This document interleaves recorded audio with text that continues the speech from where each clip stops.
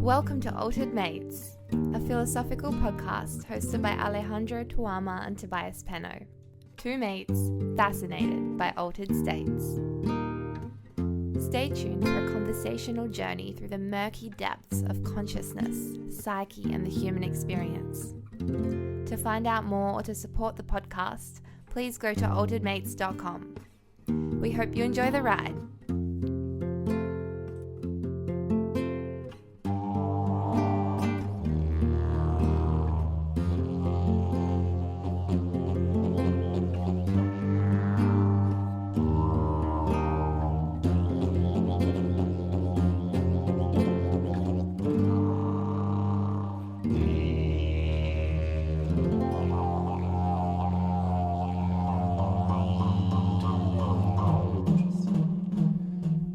Everybody, this is Alejandro Tuama, one half of Altered Mates. Most people say the better half of Altered Mates. I'll let you be the judge. Today, my buddy Tobias Penno and I are discussing the internal family systems model. The IFS model was brought to Altered Mates by Dr. T. This is a name he insists on using to refer to himself, even though he's not yet a doctor.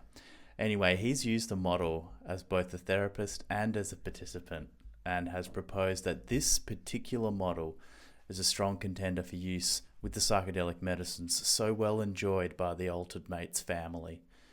Internal family systems, or IFS as we refer to it, is a model of the mind whose basic assumption is that the human mind can be divided into a number of sub-personalities known as parts. Ideally, each of these sub-personalities work in harmony with a central self, quote unquote, that's leading the system. According to the model, as we grow and develop over our lives, our sub-personalities or parts also grow and develop a complex system of interactions among themselves. A useful but by no means perfect analogy can be found in the 2015 animated film Inside Out, which follows the inner life of 11-year-old Riley, whose mind is divided into sub-personalities who take the form of personified emotions: anger, disgust, sadness, and fear, and are mediated by their leader, Joy. It's not a perfect analogy because in the IFS model, the sub-personalities are not necessarily related to emotions, but I found it useful for my own envisioning of separate but interconnected subparts of the personality. Therapy using this model attempts to shine a compassionate light on these often neglected or overshadowed sub-personalities to distinguish them from the self, which in Inside Out is embodied by the character Joy, and to facilitate the effective leadership of the self in the internal family system. In preparation for this episode, the Altered Mates each undertook a session with the same IFS therapist. In the discussion that follows, Alejandro, that's me, discusses his experience of what was his first IFS session, and the many strange characters or parts he encountered, including a perfect black sphere, a puddle of thick black sludge which lives in his belly, and a younger self standing alone at a primary school playground chewing on a soggy hand towel. Yes, it's weird. Tobias reflects on the recurring themes that have emerged for him in IFS therapy over the years, in particular those concerning family politics from his childhood and the relationship between the tension in his shoulders and his tendency to be a people pleaser. In amongst these reflections on our therapeutic experiences, we speculate on Freud's id, ego, and superego model, as well as the fight, flight, freeze model that's based on the work of American physiologist Walter Cannon. I hope you enjoy this rather revealing peek into our internal families.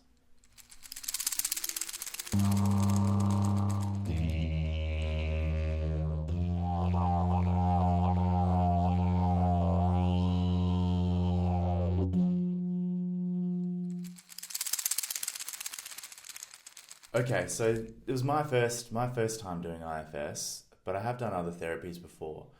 And so I remember I was talking with because we talked with our therapist, who we won't name yet, but we might try and bring her on. We won't name her yet. the three of us were talking before, and I kind of mentioned some of my experiences with therapy, and also my not concerns is maybe too strong a word, but basically I was just thinking like I want to be able to drop into the experience. And so for me, like face-to-face talk therapy doesn't drop me in to where I want to go. And so when I started, I just went straight into lying down on my back with a eye mask on. Ah, nice. Yeah, so I was lying down. You didn't yeah. take your clothes off for this one? So a previous therapy I did, it was part of the routine that I would strip down to my undies and cover my eyes. And I think that just helped me to become more vulnerable. Mm-hmm. Yeah. But that was something. Was that something that you introduced, or the therapist introduced? I actually don't remember how that happened. And now looking back, I'm like, oh. I had a blanket. Okay. Yeah. But I think I kind of had my chest exposed. Okay. But I think that's, I don't know, it's like a happy place for me. Yeah. It's like, kind of stripping off the layers. I think as soon as you told me about it the first time, I was like, oh, that's great. Because, that is the whole point, right? With therapy, is that you're creating a space where you can drop all the normal social rules, and you can play into something different, feel, and be completely vulnerable and naked, quote unquote, metaphorically as well as literally in this case.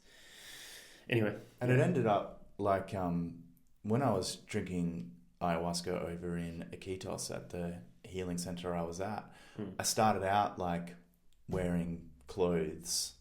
I'd have like long pants and a long shirt. I was worried about bugs and shit like that. Yeah. But by the end of my stay, I was literally just wearing my boardies. Yeah. Like that was it. Right. And it kind of stripped off all the layers. Anyway, so I'm in the room with the therapist. I'm on my back on like a mat, eyes covered with an eye mask. And, and she's like, okay, did you have an intention? Do you have something you want to start with? All that kind of stuff. And I was like, nah, I don't know. I don't know what to expect. I haven't come preloaded with it. I don't know what I'm doing. Yeah. So I think, it's good to keep that in mind, that I went in like fully naive. Yeah. And then I guess we just kind of did like a bit of a body check-in until I got to that I was feeling this discomfort in my belly. It's like in my gut. And just trying to figure out, okay, what is it? What does it feel like? And I was like, well, it's like this big ball. It's like a ball of yuck stuff. And so, yeah, she just kept trying to nuance that and say what it is. And one thing that I found was interesting was she was like, which part of you doesn't like this ball? And that kind of took me by surprise. I was like, oh, I don't know. It's like, where in your body is the part that doesn't like the ball? And then I was like, well, it's like my whole head. My whole skull doesn't like it. So, and why? Because it's dangerous. It's like, it's this alien thing. It's something from the outside that's come in, and it's going to make me sick. It's unhealthy. It's like, okay, can we let that part go away for a bit? Yeah, okay. And then moved closer, went down to like my kind of heart. Like a part, like my heart said like, hey, I'm the neighbor. Yeah, the heart was like the neighbor. It's like, yeah, look, I'm next door and I can confirm this is some dangerous stuff. This is bad stuff here. Right. It's no good. Mm-hmm. And as this is coming up, I'm thinking like, yeah, they're right. Yep, these ones are right. It's this thing, alien thing that's got into me. Mm-hmm. And it felt like, that it had to be like pulled out, had to be purged out. There's something wrong. Yes. Yeah, I remember like nuancing the heart. That's right. It said like, it's like, I'm the one who hugs. Like, you, I'm the one that hugs. I'm the one that, yeah, I'm in charge of hugging around here. Yeah, but it was saying like, yeah, look, it's no good. Mm-hmm. Yeah, it might. No, the head one was like, it could spread. Mm-hmm. You know, like a cancerous kind of thing. It could spread. That's what it was worried about. Mm-hmm. And the heart one was kind of like, yeah, it's dangerous. We don't like it. Okay. We don't like it around here. It's not healthy. Yeah. And then we invited that to take a back seat. It's like, okay, cool. Mm-hmm. And then got, closer and closer to this ball. And once I got to the ball, I realised that it was actually two separate things. Yeah. Okay. And so as I was visualising it, I'm visualising it like my gut or stomach. I'm not actually sure what the gut is, like which part. Is it like intestines and stomach? I don't know. Yeah. Whatever. The way I'm visualising it is this big cavern. So it's like a big cave with like flesh, like on the outside. Uh-huh. And in this vast cavern are two things. Floating in the middle is a perfect black sphere. Uh-huh. And then underneath the sphere on the floor is a puddle of black sludge. Oof. And so I was like, there are two things here. Yeah. There are two things. And so that's like right up close to it now. The wall of the cavern is this inflamed tissue, and we invited that to even go away a little bit. Yep. Like, thanks for your work. Yep. And then she said, are we going to talk with the sphere or the sludge? Uh-huh. And the sphere just looked inaccessible. Yeah. And then the sludge, I don't want to say inviting, but it looked more like I could access it. And so I kind of turned to the sludge and almost immediately realized that it's not an alien and that it is another self. It was like, hello. And so then the therapist is like, I can't remember exactly the words, but she's like, ask what it's doing. Mm-hmm. And the sludge says, I'm cleaning. And immediately I feel so fucking sad for the sludge. Because all my other selves are like, fuck that. That's an alien. It's, it's bad. Get it out We've of got to here. get it It's out. wrong. And then and I go, it's just the poor cleaner at the bottom. It's Yeah. like, bro, I'm cleaning for you. I'm just doing my job. That's all I know how to do. So I feel sad for the sludge. So it's the cleaner. It's a cleaner. That's right. Yeah, I start to feel sorry for it. It's like, I don't know any other way. Mm-hmm. And so it's like this kind of, it's this moving, it's like an oil spill kind of. Even in the moment, I can imagine this on like a literal biological level of like, it's some kind of process that goes and gets the shitty bits of like food that I'm eating and not digesting properly, or it's trying to go clean that up. Yep. And then maybe it's also like cleaning up things that I'm not processing or dealing with. It goes there and just absorbs them. And then the therapist says, ask the sludge how old it thinks you are. Right. And I didn't get that. Okay. And then she repeated it again. Uh-huh. Ask the sludge how old it thinks you are. And then I said 7. Right. And from there, I kind of transitioned then into this vision of the 7-year-old that the sludge thinks I am. Uh-huh. Or something like that. Right. And it's, I go to my primary school and there's an oval just near the primary school, and there's this little kid standing alone on the grass holding a hand towel, and he's got blonde hair, and that's me. Uh-huh. The hand towel is this thing that I used to chew because I had this like phase where I was just chewing everything. Like the collars, I'd have like, you know, we used to wear like polo shirts and I used to chew the collar. Yeah. And I just chew on it like a fucking rat until I just chewed the collars off. Yeah. And then I don't remember exactly how it happened, but I guess Mum and the teachers talked about it, and they're like, well, we'll give him a towel to bring, and he'll just gnaw on that. So I just gnaw on this fucking towel, right. You know, as you know, obviously as some kind of comfort coping mechanism. Yeah. But anyway, so then I start interacting with this 7-year-old, and you know, I'm wanting to be like, okay, what do you got to say, buddy? Reveal it. Yeah. Reveal the thing. Yeah. And he's just kind of looking up at me like, you can't communicate. And then, but I'm thinking like that was actually part at the time. I had difficulties communicating.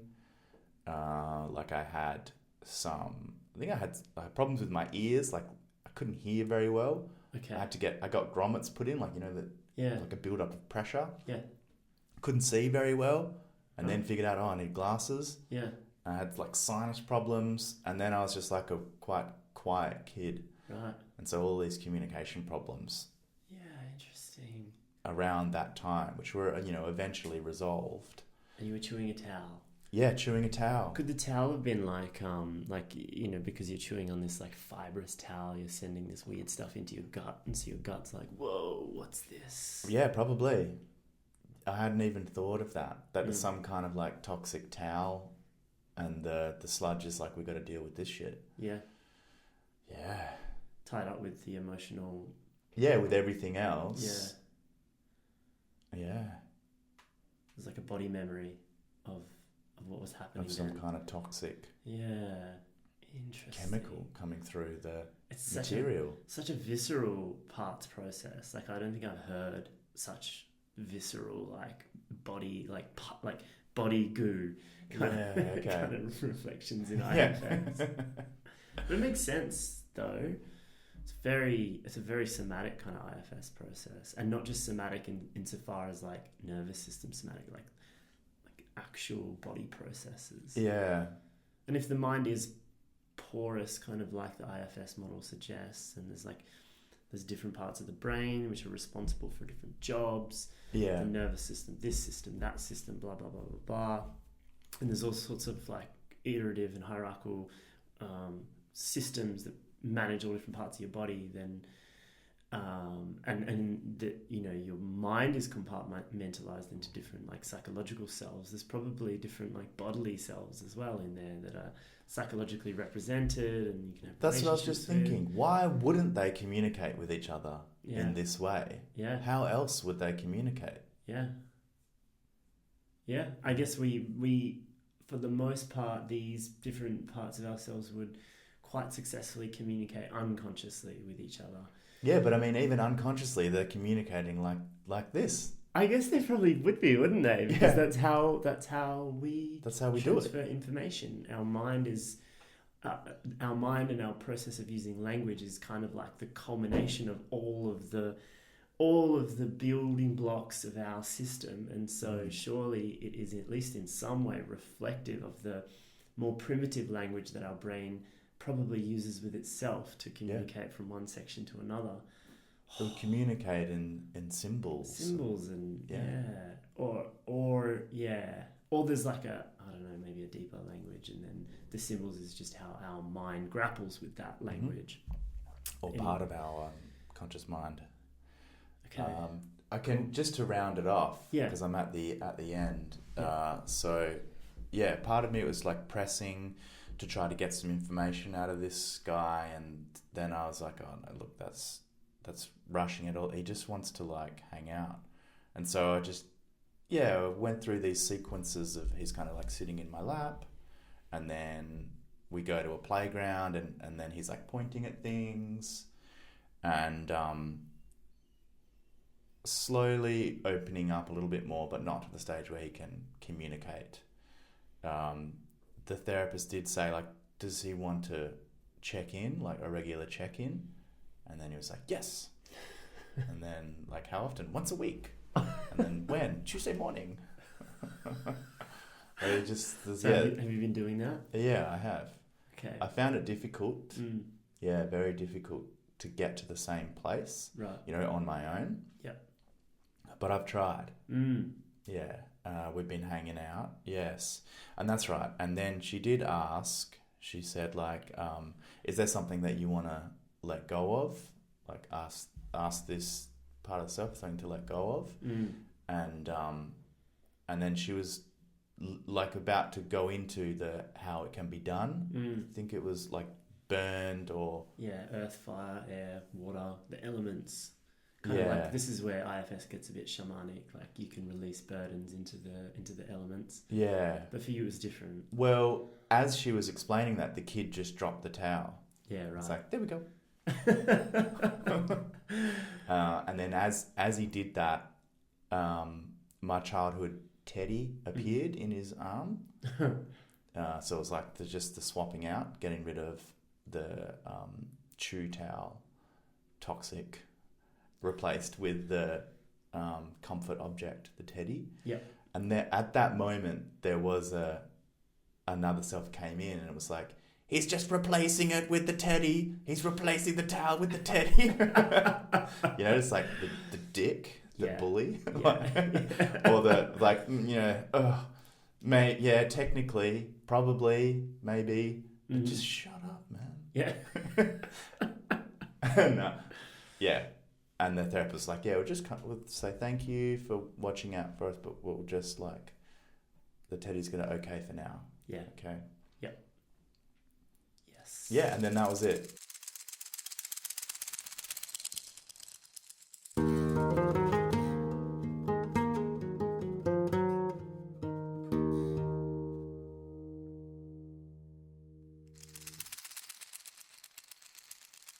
So you have done it before?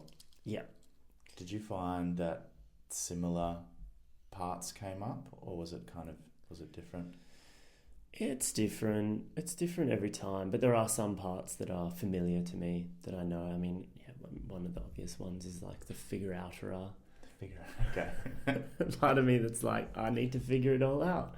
Okay. I need to be aware of what's going on. I need to understand it, and I need to filter what I say to anyone else through that part of me which has it all figured out. That's I'm always coming up against that protector. Mm-hmm. It's almost funny now because like I won't, in the session that I did, it'll come up and I won't notice it. Okay. And all she had to do was just be like, oh, I'm just going to notice this. And then I'd giggle and realize that my figure-outer protector had come along. Yeah. And then kind of ask it, like, is it okay if we take a step back? And it's like, okay, that's cool. And it doesn't really resist me. It's just like, it's such a default to go there. And then I can go to the child or the exile that is really yearning for my attention. Yeah, okay. Yeah. So, and there are some other protectors that have come up before. Some of them live in my body. Like one that I've come across is one that lives in my shoulders. And it's like the people pleaser, just making other people happy. What's that got to do with your shoulders? The peace. Well, I noticed that my shoulder muscles and like the stomatognathic kind of system around the back of my neck, it will like lock up a little bit when I am kind of hijacked, as they call it, by that protector, the peacekeeper. Okay. And it's like the physiological protection mechanism of the shoulders coming up, which protects the neck and things like that, is connected to the psychological system of protection via peacekeeping for me. And so, there's like a physiological root to that particular protector. And that's useful because when I can notice my somatic, my body is starting to contract up there, then that's a cue to let me know that the people-pleasing peacekeeper protector is playing a hand in my, responses. So if I can notice it, then I can be like, oh, cool. And almost as soon as I recognize that I'm doing that, then I'm like, oh, I breathe out. I'm like, oh, I don't have to do that. Fuck these people. Yeah, I don't have to look after anyone else if I don't want to. It's a choice. And then I stop. Okay. And it feels really good. So is this like, it will happen if you're out socially and being nice, like people pleasing, or you're at home figuring out what to do?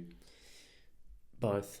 Yeah. So I can people please in any, I can do it anywhere. Yeah. And it comes up in my romantic relationship, as well as friendships, as well as, all sorts. I mean, I can speculate with my figuratura that probably came from growing up in an environment where mum and dad, there was a fair bit of conflict between them. And I think for one reason or another, maybe I'm like a sensitive kid, or maybe because I was the youngest or something like that, I just was really sensitized to that. Yeah. And even to this day, if I go to dinner with mum and dad, if I notice even just like tiny little cues of conflict, my body starts to gear up in defense. And so I think I kind of acted, or I tried to act as a mediator between them often, because I was like, I remember I used to feel like furious or frustrated with mum and with dad. Like, can't you guys see? Can't you see that your conflict? Can't you see the other's perspective? Yeah. And I mean, we could get into that more, but the bottom line is that from a young age, I learned to try and peacekeep. So it's built into my physiology. So that's one of my protectors that I've identified. Yeah. I don't know if this is going to go off on too much of a tangent, but when you said hijacked, it just reminded me of, it was actually yesterday at school in my psychology class, we were talking about Freud and his ideas of the id, the ego, and the superego. Mm-hmm. We're looking at the context of like looking at these scenarios, like, and then attributing their behaviors to the id, the ego, and the superego. This is a big problem in psychology, because it, at least at the level where I'm teaching it, where we're testing it, it oversimplifies these ideas greatly. And so it'll be a scenario like Richard is driving down the freeway, like he becomes really angry and then decides to just speed off and smash into people's mirrors and shit like that. Which part of him is acting? Right. And so we'd say it's like, oh, that's the id, because that's just like pure, raw, primitive anger, emotion, unchecked. Right. So we look at like id is that, like that kind of the most, or the earliest evolved part that's just focused on eating and fucking and survival. Right. Basically, and that the super ego is like this stand-in for the community or society. It's like our conscience. Right. The higher self. Well, it's not necessarily a higher self. It's like it's like something that protects us in society, makes us act in accordance with society's norms. Oh, so it's like we learn it. It's like, this is what appropriate behavior is. Right. This is what you should do. It's kind of like, I guess, in some sense, it's like a higher self, like a god. But like a very like disciplinarian god, like thou shalt, do whatever I say. Right. And then the ego mediates between the two. Okay. This is in that model. Yeah. Yeah. So it's I'm not like familiar with this model. Yeah. So it's like the ids, I want to fuck. Yep. And then the superego is like, superego. yeah, you can't just go like pull your pants down in public. And then the ego is like, The ego is like, well, I'm going to go introduce myself to this girl and ask her on a date and, see what that leads to. Right.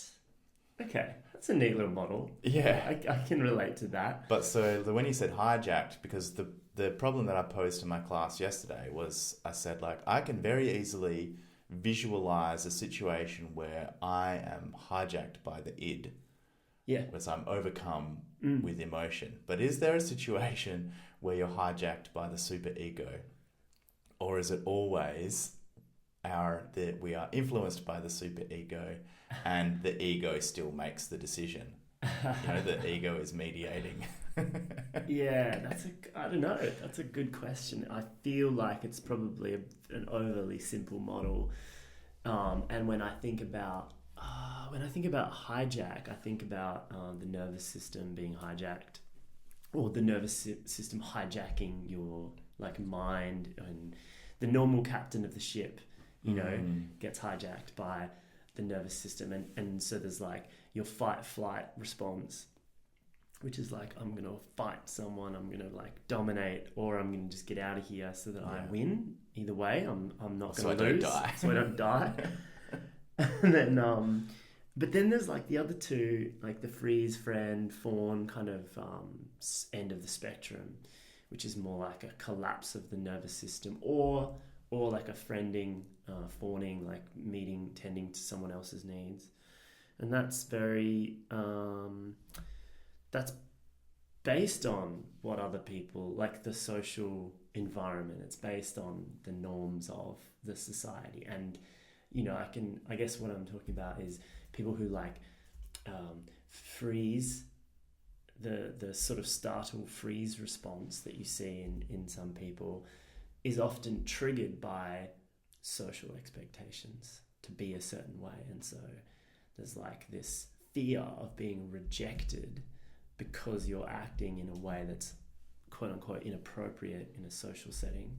And so instead of saying something which is your truth, you freeze up, and the shoulders come up, the neck and jaw all kind of get triggered, and that whole system, it's you can't really, it would be difficult to say anything when that response is running through. You've been hijacked by a freeze, which is, it seems to me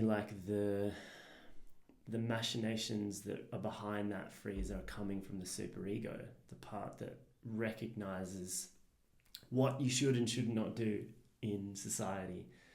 Yes, that freeze. Yeah, that version of the freeze. Yeah, because there's also the big scary animal.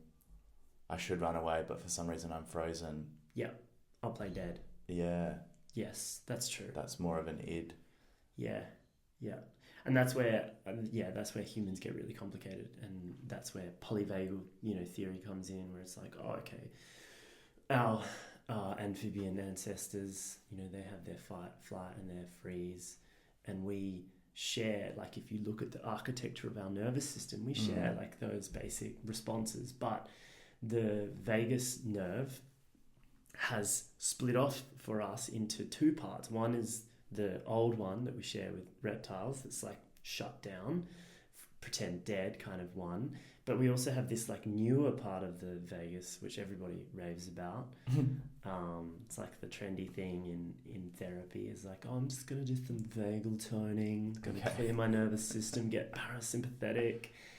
Because there's this kind of newer mammalian section of the vagus nerve, which is responsible for really high-paced, non-verbal communication. It's a very relational kind of aspect of our nervous system that enables us to calm down through social connection and safety and things like that. So we have this, like a hug. Yeah, like a hug. And there's really interesting studies about the women in particular recruit that sort of part of the nervous system under stress in order to create safety for themselves. Sure. So, in a really primal way, you can understand that if you've got, let's say you're a woman and you're in an environment where there's threat and there's a man or a group of people that you could recruit to be on your side through social bonding and connection, then if you could successfully recruit them to be on your side, then all of a sudden you've created a lot of safety for yourself. Yeah. So that's the premise of the kind of friending response, which deviates a little bit, because polyvagal's whole thing is that when you're in social connection, you're safe. that's safety. There's an interesting question mark for me around whether when you're in social connection, that's always a sign that your nervous system is safe. Because to me, there is good reason to sometimes recruit the social bonding system to create safety, because underneath that there's fear.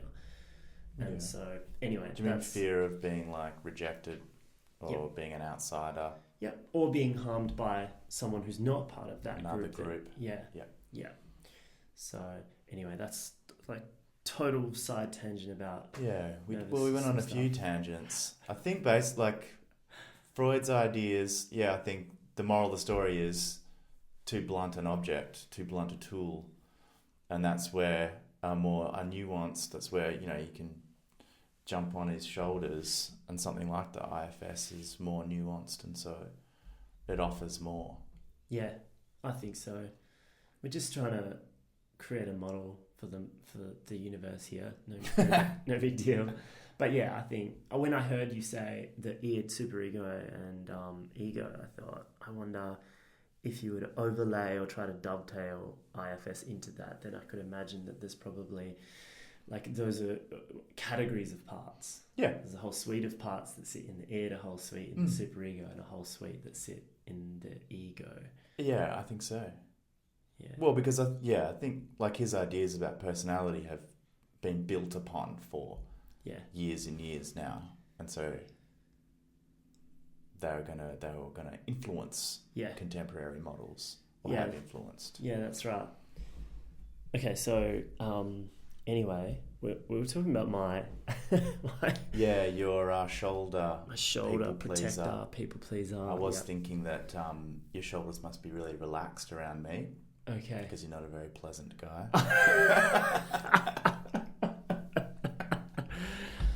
That's a sign that I feel safe enough to be my true self with you. And my true self is not that pleasant.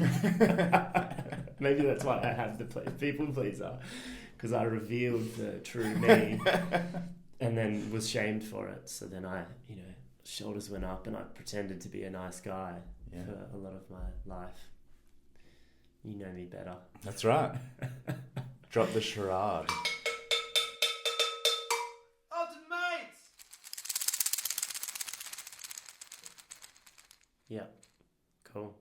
I noticed that with this therapist, I find that she's really with me, and very almost everything I say, she's always encouraging me and reminding me to kind of be a witness to that and to thank it for the information that it has given me.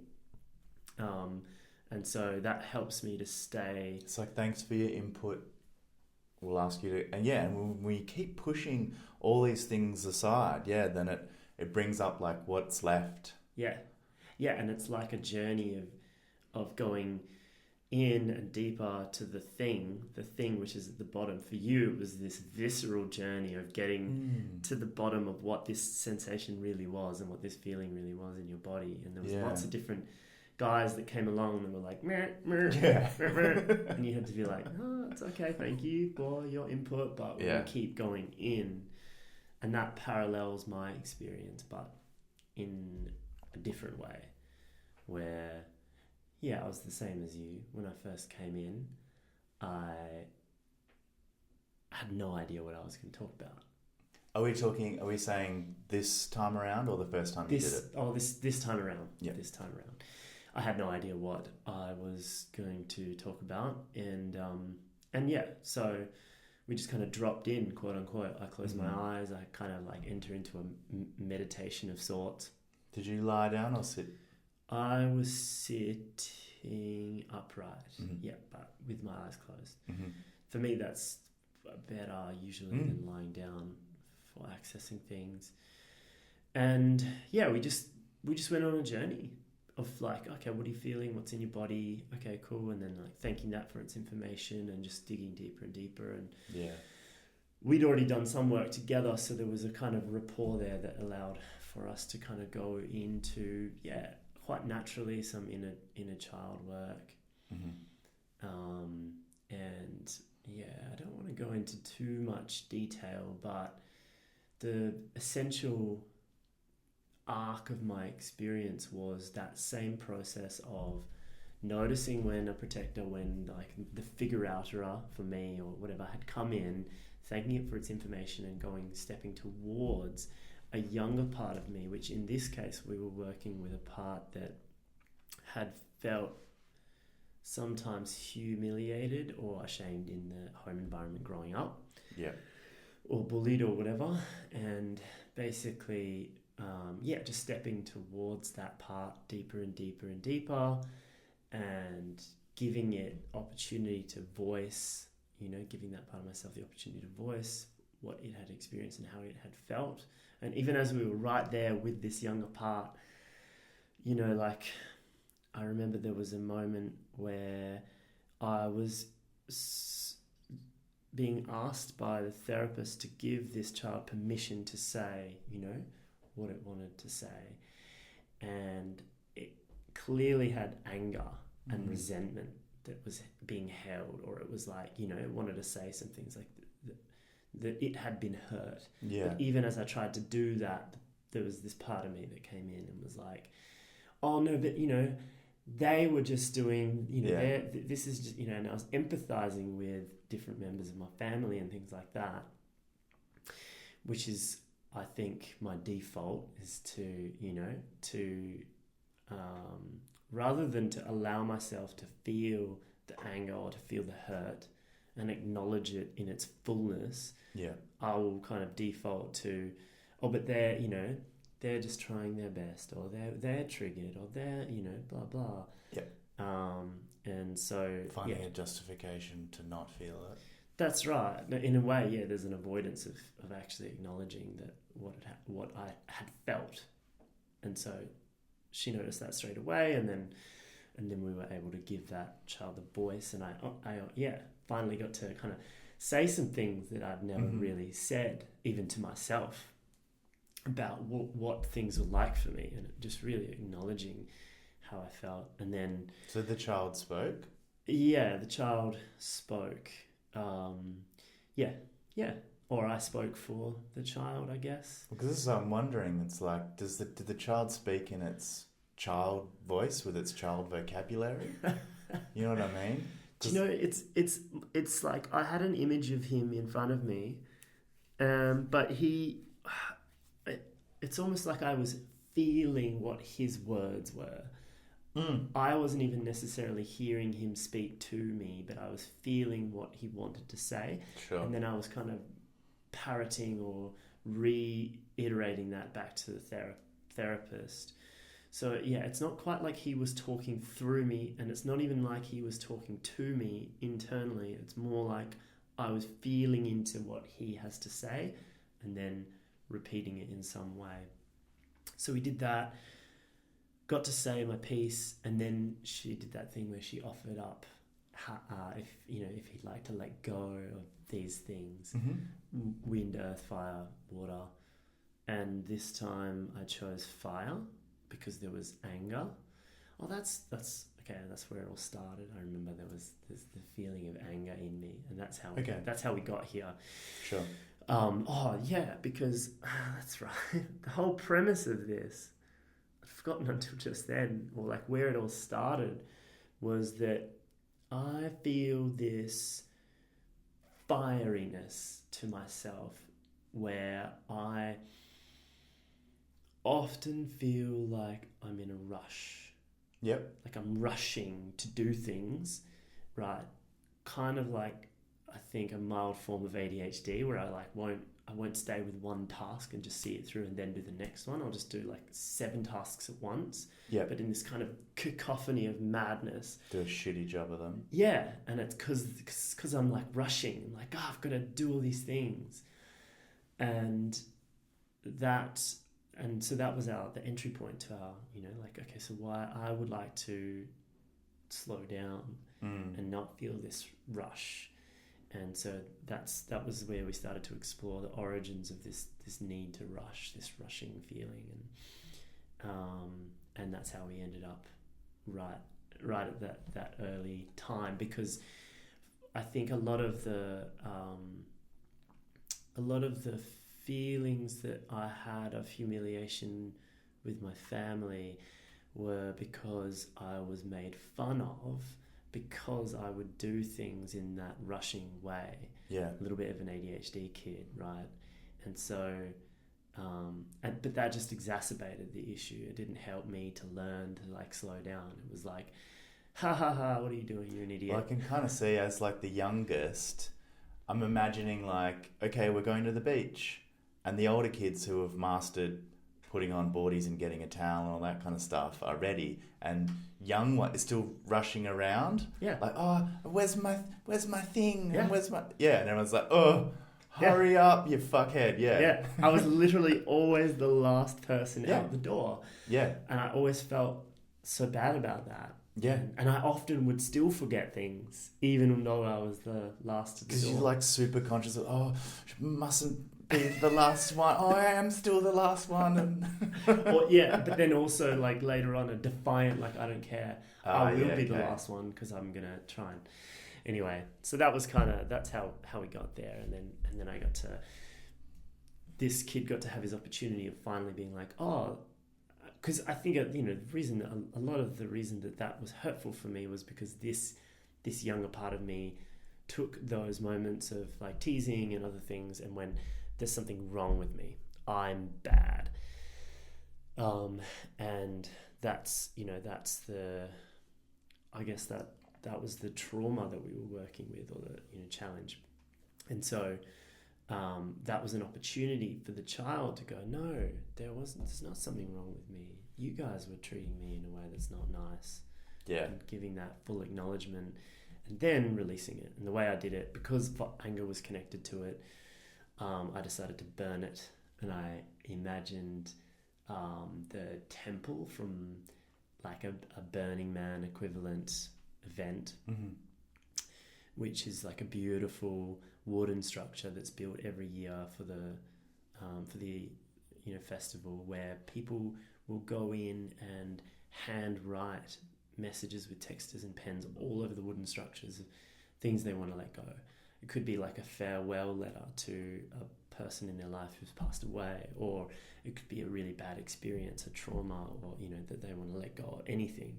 So you can walk through this temple and read people's messages, and it's like really hits home. And then at the end of the festival, or one of the last nights, they ritually burn this structure. And for pretty much the only time for the whole festival, there's thousands of people in silence for this burning. And so I imagine this little boy, and it was kind of this weird experience where I wasn't necessarily putting tangible experiences that are written in words into the temple, but instead I had this image of him. Suddenly he was here at this part of the temple, then suddenly he was over there, almost like a fast forward him zigzagging around, and I was just kind of like gathering up the emotions of what I felt around that time and dumping them into the imagery that was him riding all through the temple. Sure. And then once I was done, then I got to burn it, and it was just like, yes, I can let go of this now. So that was my process. Yeah. It brings up something, and I don't know if we have time for this, but it's like the letting go. Like, how does that work? Does it work? Do we have to continually let go of the same thing? What does it look like in the body? Do you know what I'm referring to? I do. That it's like, Same with, I guess it raises the problem. It raises the questions around therapy in general, and also of psychedelics. Like, if you don't embody this in some way, then will it still impact you, or is it just a fanciful experience and memory that you have? I think that this is me just speculating wildly in the moment here. What else are we doing? I think that with psychedelics that there are some things that it's really important to consciously explicate, understand, and then embody. But I think there are also a whole bunch of implicit things that happen at a deeper level, where it's like an energetic, shamanic unpicking or rearrangement or a reconfiguration of yourself that is like, once it's been done, it can't be undone. And I think that these processes with IFS perhaps are even illustrating to us the mechanism behind that, or at least some of the time, the mechanism behind some of those experiences in psychedelics, where we're reconfiguring our internal relationships. And once you've done it, like once I have given that boy, you know, his full voice and acknowledged what happened, then I'm simultaneously letting go of something that maybe I'm holding, so that, you know, perhaps the next time somebody says something to me about how I'm preparing for something, for example, you know, like getting ready to go somewhere and I'm being a bit frantic or whatever, if somebody were to have a go at me for that, maybe I will just implicitly be less triggered now because of that. And also, what else? Yeah, I guess that's the idea, is that you've unpicked something underneath, and then things will just happen differently for you afterwards.